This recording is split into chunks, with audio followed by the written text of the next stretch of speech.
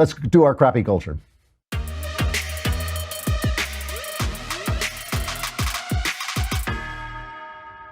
So over the weekend, at the suggestion of my beloved wife, I watched or started to watch a comedy show by a Tasmanian woman, which is, I guess off the coast of Australia or something, named Hannah Gadsby. And she is a lesbian.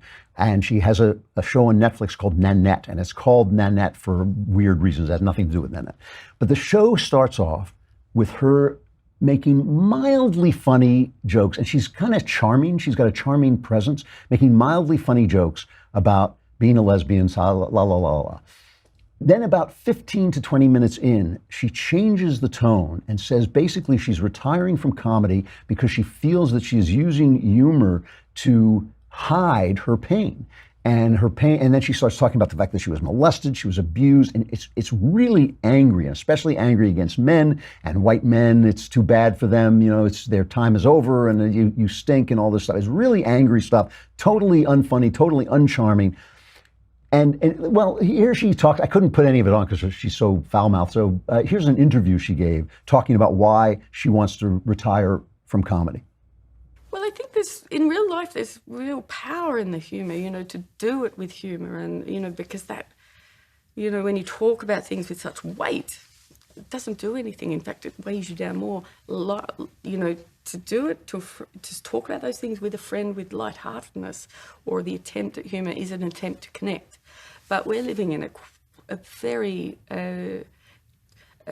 uneven world at the moment. So when I stand on stage, I'm a second-class citizen, trying to make there's straight people laugh. I'm not interested in making them feel better anymore. She's not interested in straight people anymore. So like she's at war, now she just wants the anger, she just wants the pain. At Ricochet, my pal John Gabriel wrote a spectacular piece, really great read. You should look at it, called The Left Gives Up on Comedy. And he talks about how this basically deconstruction of her own show was praised. And he says the New York Times acclaims the set as comedy arguing against comedy. According to The Atlantic, the most radical thing Hannah Gadsby does in Nanette is simple. She stops being funny. Cosmopolitan raves. I cry just thinking about Hannah Gadsby's new stand-up set Nanette. Those definitely aren't tears of joy. Perhaps Gadsby is dropping stand-up comedy for stand-up tragedy. Halfway through her set, the Australian comic officially announces that she's retiring. It's probably not the form to make such an announcement, she adds. Anyway, he goes on to say that Gadsby is just the latest progressive giving up jokes. Comedians' mostly celebrated moments these days are laughter-free. Jimmy Kimmel was praised for weeping through a monologue about healthcare policy. Kathy Griffin fainted during her stand-up set about blowback from her faux Trump beheading. Saturday Night Live highlighted a somber musical elegy to Hillary Clinton. In a 2017 wrap-up, the New York Times enthused that the most memorable moments of the year in comedy were not funny. And John Gabriel ends at Ricochet. He ends this age of political buffoonery, media panic, and perpetual outrage is a comedy goldmine right when many comedians are losing their sense of humor. The thing is, of course, comedy comes from pain, and of course, comedy comes from anger. We all have pain. We all have anger. Comedians are people who can translate that into something golden. How would it be if I started telling a story, if I wrote the next season of Another Kingdom and I put it up and halfway through I said, the only reason I can tell these stories is because I've been through a painful emotional journey myself. That is what informs my knowledge of mankind. And now I'm going to stop the story. I'm tired of telling the story. I'm just going to tell you about my emotional pain.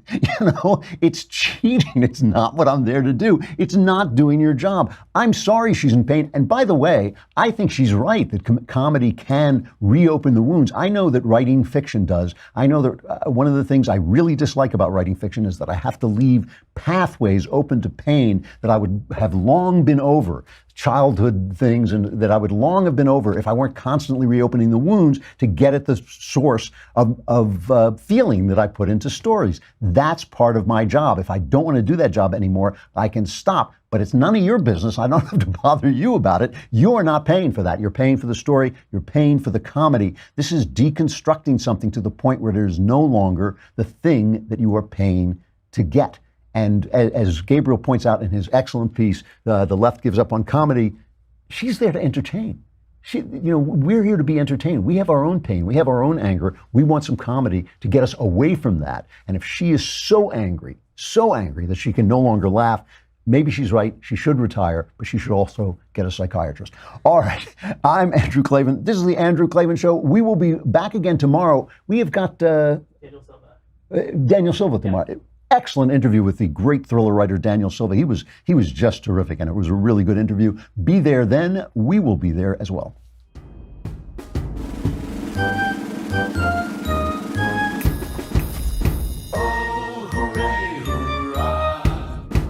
The Andrew Klavan Show is produced by Robert Sterling. Executive producer, Jeremy Boring. Senior producer, Jonathan Hay. Our supervising producer is Mathis Glover. And our technical producer is Austin Stevens. Edited by Emily Jai. Audio is mixed by Mike Cormina. Hair and makeup is by Jesua Alvera. The Andrew Klavan Show is a Daily Wire Forward Publishing production. Copyright Forward Publishing 2018.